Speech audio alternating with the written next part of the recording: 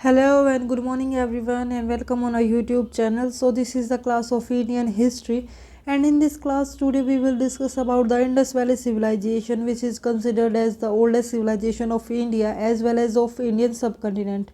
तो आज की जो हमारी क्लास है उसमें हम डिस्कस करेंगे जो सिंधु घाटी सभ्यता है, जो भारत और भारतीय उपमहाद्वीप की प्राचीन सभ्यता मानी जाती है उसको। जो इंडस वैली सिविलाइजेशन है वो प्रोटो हिस्टोरिकल पीरियड जो आधा ऐतिहासिक काल है उसमें आती है। तो अब जो प्रोटो हिस्टोरिकल पीरियड है, it have archaeological and return sources. जो आधे ऐतिहासिक काल है उसके जो पुरातात्विक और लिखित साक्ष्य दोनों हैं।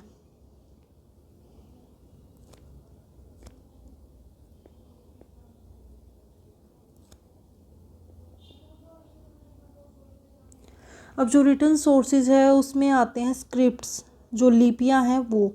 अब जो स्क्रिप्ट्स हैं मीन्स जो प्रोटो हिस्टोरिकल पीरियड के जो पीपल थे, जो लोग थे, उन्होंने जो स्क्रिप्ट्स हैं, लिपि है, उनका आविष्कार किया, उनको इन्वेंट किया और पढ़ना लिखना भी शुरू किया। अब उन लोगों ने तो पढ़ना लिखना शुरू किया, लेकिन आज के जो लोग हैं हम उनको आइडेंटिफाई नहीं कर सकते। मीन्स उन जो लिपियों में क्या लिखा है हम उनको पढ़ लिख नहीं सकते, means not identified by us.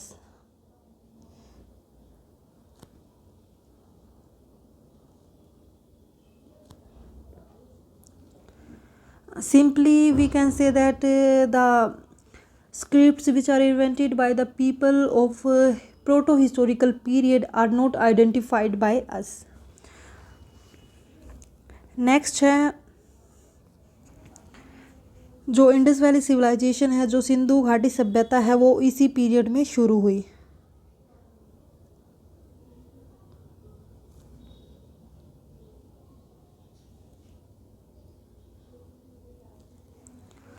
अब what do you mean by civilisation?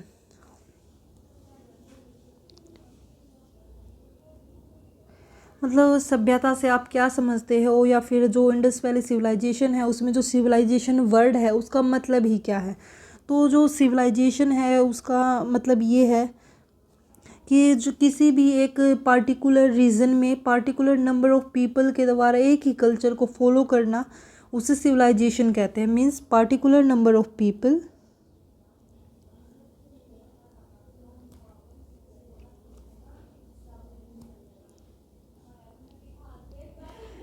in a particular region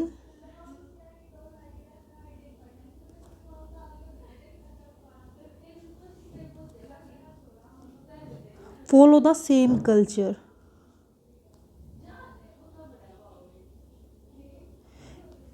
means किसी एक विशेष क्षेत्र में किसी एक जो विशेष संस्कृति है उसको फॉलो करना ही क्या कहलाता है? सिविलाइजेशन। अभी जो इंडस वैली सिविलाइजेशन है वो is considered as the oldest civilisation of India and Indian subcontinent. Means भारत और भारतीय उपमहाद्वीप की सबसे प्राचीन सभ्यता मानी जाती है।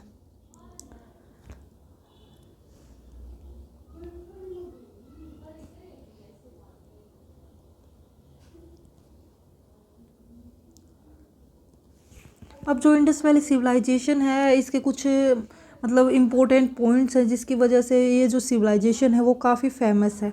अब फर्स्ट है जो इंडस वैली सिविलाइजेशन है that was an urban civilisation. Means नगरीय सभ्यता थी।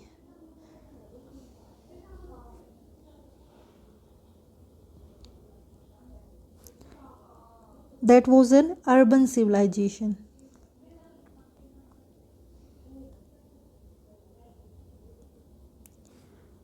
सेकंड है town planning and drainage system.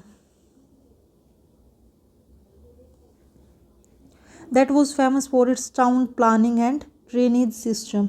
Means ये जो सभ्यता है ये नगर नियोजन और जो जल निकासी प्रणाली है उसके लिए प्रसिद्ध थी।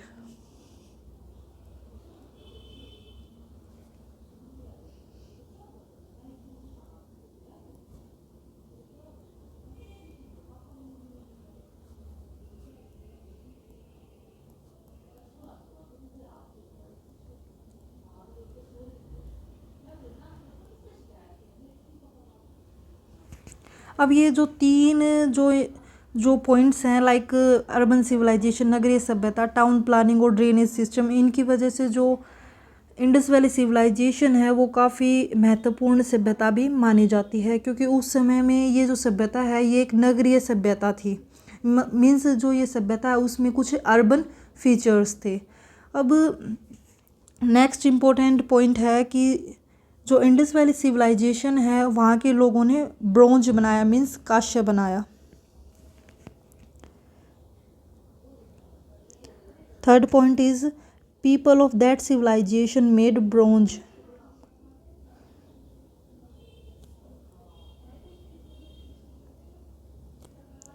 अब उन्होंने ब्रोंज कैसे बनाया? By adding tin in the copper.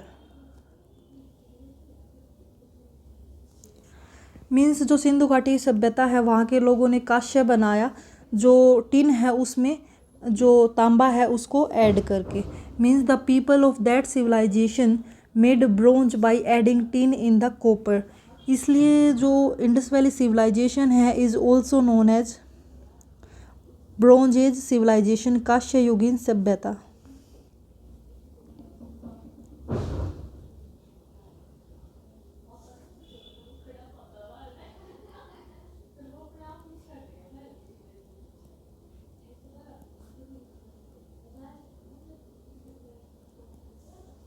इसलिए ये जो सभ्यता है इसको हम कांस्य युगीन सभ्यता भी कहते हैं।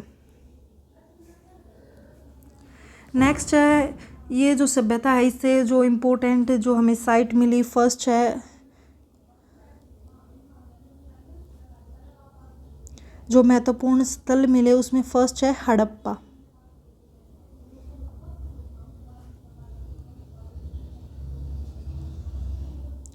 जो हड़प्पा है वो 18th सेंचुरी में जो टीलो पैंथर है उसने मतलब वहाँ कुछ एविडेंसेस मिले टीलो पैंथर को 18th सेंचुरी में।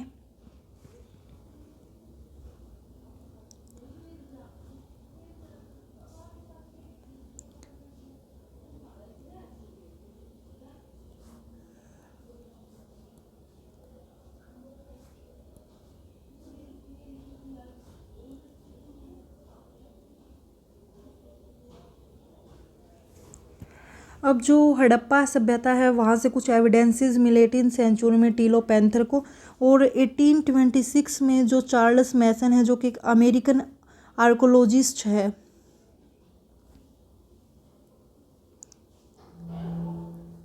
जो चार्ल्स मैसन है जो कि एक अमेरिकन आर्कोलॉजिस्ट हैं, उसको कुछ एविडेंसेस मिले हड़प्पा से जो कि ये प्रूव करते थे कि यहाँ पे जो इंडस वैली सिविलाइजेशन है वो एग्जिस्ट करती थी। लेकिन ये जो इन दोनों के द्वारा जो एविडेंसेस खोजे गए उनको नेगलेक्ट किया गया, क्योंकि वो जो एविडेंसेस थे वो काफ़ी कम फ्रीक्वेंटली है वो शो कर रहे थे, इसलिए इनको नेगलेक्ट किया गया। अब नेक्स्ट है वी ऑल नो दैट कि जो 1853 है 16 अप्रैल 1853 से जो फर्स्ट पैसेंजर ट्रेन है वो इंडिया में चलाई गई। जो पहली जो यात्री जो ट्रेन है मुंबई से थाने वो चलाई गई।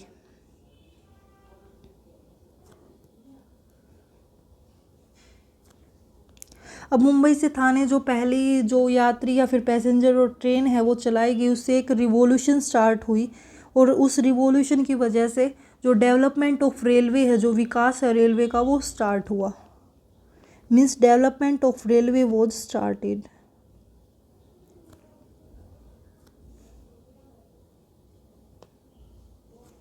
अब जो डेवलपमेंट है वो रेलवे का स्टार्ट हुआ, और उसकी वजह से जो देश के जो अनेक जगह हैं जो प्लेसेस हैं वहाँ पर जो टीले हैं उनको खोद कर जो जगह है उनको जो समतल है वो बनाया जा रहा था, मतलब जो जगह है उनको फ्लैट किया जा रहा था ताकि जो रेलवे ट्रैक्स हैं वो बिछाए जा सके।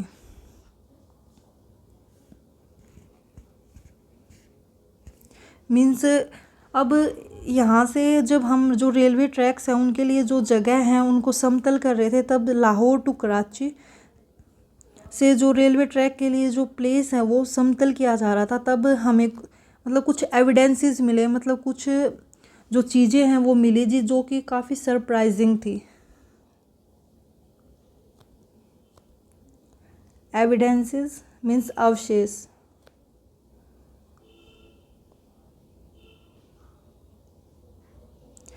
मीन्स जो लाहौर टू कराची जब हम रेलवे ट्रैक्स के लिए जो जगह है उनको समतल कर रहे थे, उसके वजह से जो हमें एविडेंसेस मिले वो काफ़ी सरप्राइजिंग थे, मतलब हैरान करने वाले थे। और इन्हीं एविडेंसेस की जो रिसर्च है वो 1856 में जो आर्कोलॉजिस्ट है अलेक्जेंडर कनिंघम, उसने इनकी रिसर्च है वो शुरू की। Alexander Cunningham.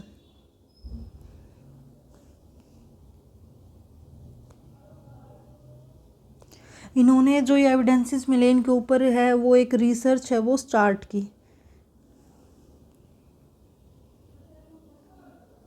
इसलिए जो अलेक्जेंडर कनिंघम है इनको जो इंडियन आर्कोलॉजी है उनका फादर कहा जाता है, फादर ऑफ इंडियन आर्कोलॉजी।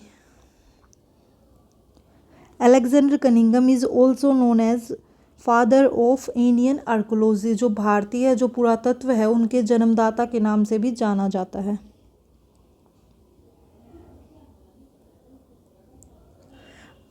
अब 1899 से जो 1905 तक जो इंडिया का जो वॉइसरॉय था वो था लॉर्ड कर्जन। अब जो लॉर्ड कर्जन है वो 1899 से जो 1905 है वहाँ तक जो इंडिया का जो वॉइसरॉय था वो था। और लॉर्ड कर्जन हम सब जानते हैं कि एक आर्कोलॉजिस्ट भी था।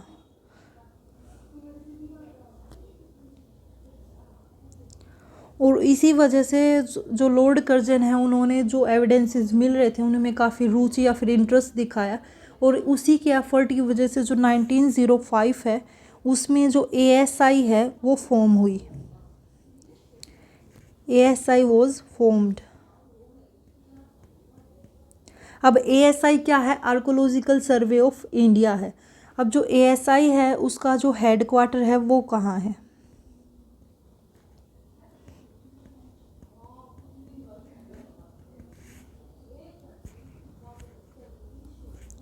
तो जो आर्कोलॉजिकल सर्वे ऑफ इंडिया है उसका हेड क्वार्टर है Indian museum Kolkata. Indian museum Kolkata.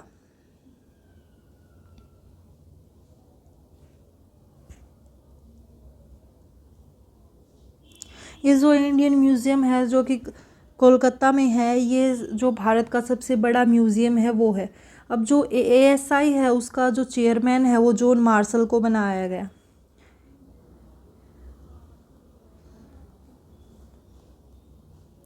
John Marshall.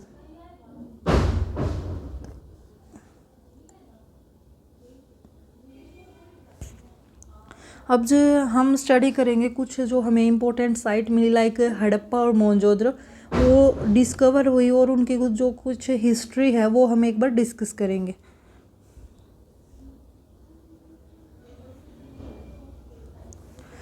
अब 1921 में जो हड़प्पा है जो कि फर्स्ट डिस्कवर्ड साइट है वो राय बहादुर जो दयाराम साहनी है उन्होंने डिस्कवर की। Rai Bahadur Dayaram Sahni discovered the first site of Indus Valley civilization, that is Harappa.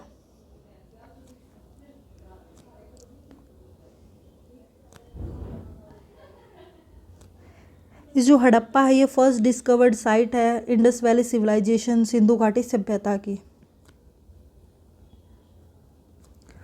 अब जो दयाराम साहनी है उसने उन्हीं के नेतृत्व में जो पहली जो खोजी गई जो स्थल है या फिर साइट है वो है हड़प्पा।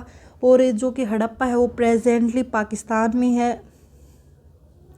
और पाकिस्तान के लाहौर की जो मांट गोगड़ी जो है जो कि लाहौर के पास है वहाँ पर। अब नेक्स्ट जो सेकंड जो डिस्कवर्ड साइट है वो है मोहनजोदड़ो।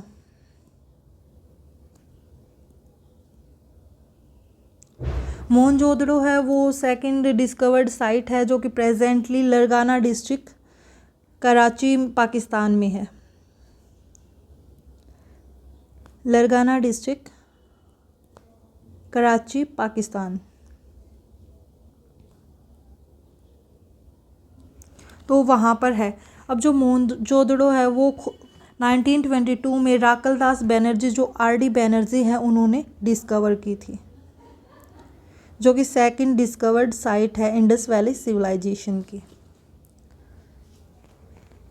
अब नेक्स्ट आता है, क्योंकि हमें ये जो दोनों जो साइट हैं जो डिस्कवर की गई थी, फर्स्ट हड़प्पा और सेकंड मोहनजोदड़ो, ये इंडस वैली के पास ही थी, इसलिए जो ये सिविलाइजेशन हमें मिली इसको कहा गया इंडस वैली सिविलाइजेशन, सिंधु घाटी सभ्यता। और ये जो इंडस वैली सिविलाइजेशन है इसकी जो शेप है वो ट्रायंगुलर है, मीन्स त्रिकोण है।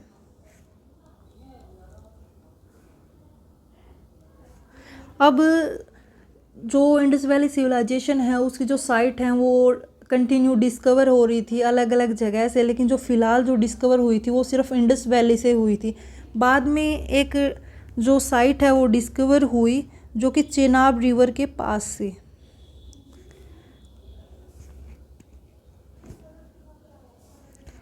जो चेनाब रिवर है वहाँ से एक इंडस वैली सिविलाइजेशन है उसकी एक साइट डिस्कवर हुई। इससे ये पता चला कि जो इंडस वैली सिविलाइजेशन है वो सिर्फ इंडस वैली के पास ही नहीं बल्कि और नदियों के पास भी है। और वो जो चेनाब रिवर से जो हमें डिस्कवर जो साइट है वो है मांडा, जो कि जम्मू कश्मीर में है।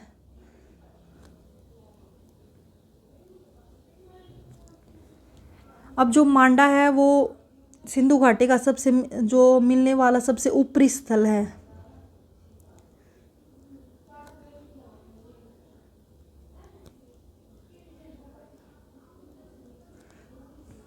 जो अपर साइट है, जो अपर साइट है, मोस्ट अपर साइट है इंडस वैली सिविलाइजेशन की, वो है मांडा। और जो सबसे पूर्व में मिलने वाला स्थल है सिंधु घाटी सभ्यता का,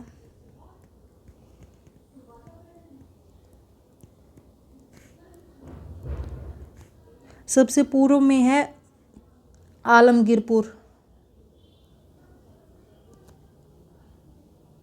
जो कि मेरठ डिस्ट्रिक्ट यूपी में है।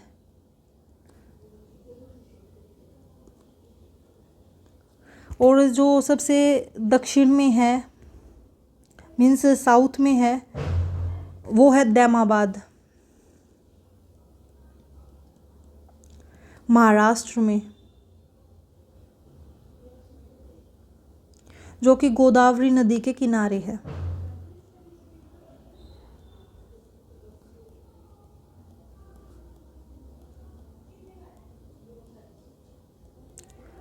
और जो आलमगीरपुर है वो है हिंडन नदी के किनारे।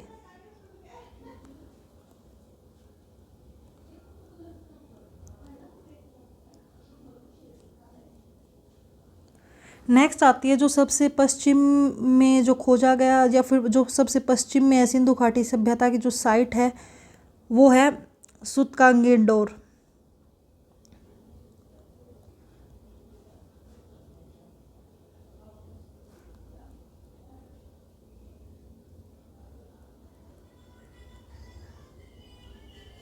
जो सूतकांगेंडोर है वो सबसे जो पश्चिम है उसमें प्राप्त हुआ स्थल है, जो कि है दाश्क नदी के किनारे।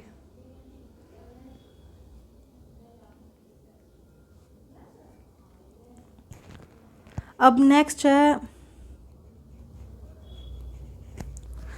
एक बार जो ये जो हमें जो सबसे ऊपरी और जो सबसे पश्चिम और दक्षिण में मिलने वाले जो स्थल है, एक बार हम इनका जो मैप है उसके द्वारा हम समझ लेते हैं।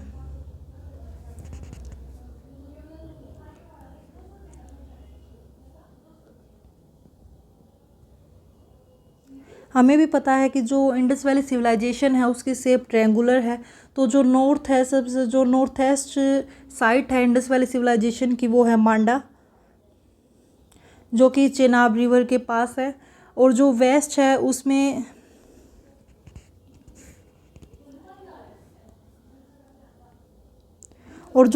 है उसमें मिलने वाला जो स्थल है सबसे ऊपरी जो पश्चिम में प्राप्त हुआ जो स्थल है वो है सूतकांगेंडोर, जो कि दाश्क नदी के किनारे है। ईस्ट में सबसे जो पूर्व में जो प्राप्त स्थल हुआ वो है आलमगीरपुर, जो कि हिंडन नदी के किनारे है। साउथ में जो सबसे दक्षिण में जो प्राप्त हुआ स्थल है वो है दैमाबाद,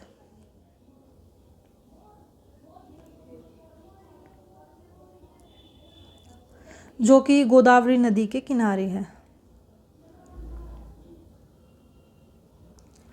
अब जो हमें ये जो स्थल मिले हैं ये सिर्फ इंडस वैली के पास ही नहीं बल्कि अदर रिवर के पास भी हैं। इससे ये प्रूव होता है कि जो इंडस वैली सिविलाइजेशन है वो इंडस वैली के पास न होकर और नदियों के किनारे भी एग्जिस्ट करती थी। इसलिए ये जो साइट है इसका जो नाम है वो इंडस वैली सिविलाइजेशन एप्रोप्रिएट जो नेम है वो नहीं है,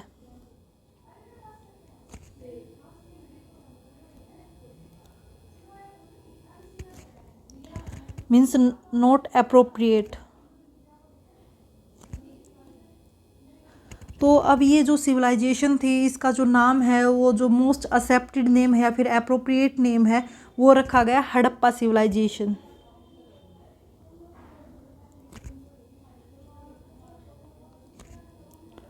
और हड़प्पा सिविलाइजेशन है वो इस सिविलाइजेशन का नाम इसलिए रखा गया क्योंकि जो हड़प्पा है वो फर्स्ट डिस्कवर्ड साइट है और मोस्ट इम्पोर्टेंट साइट है वो इस सिविलाइजेशन की मानी जाती है, इसलिए इस सिविलाइजेशन का नाम रखा गया हिंदू सभ्यता।